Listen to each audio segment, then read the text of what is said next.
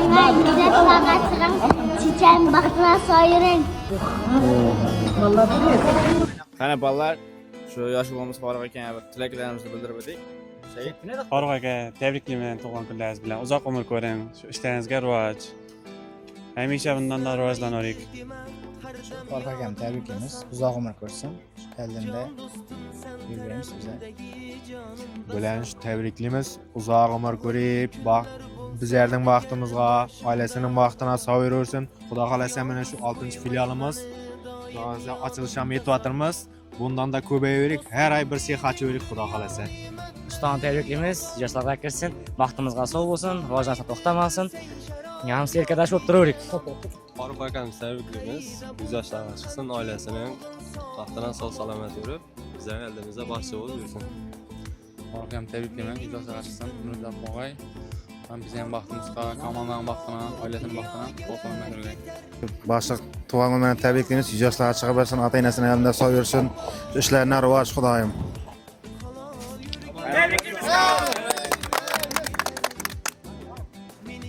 Tabriklayman Farruh aka.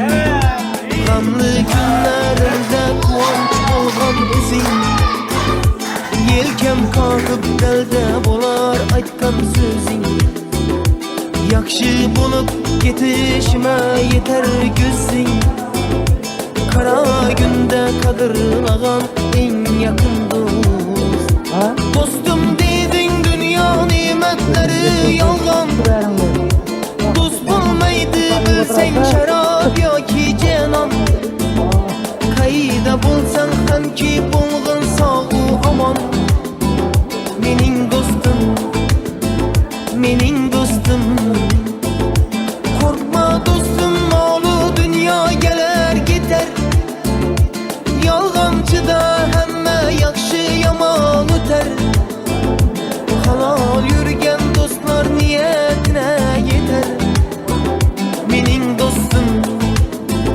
mening dostum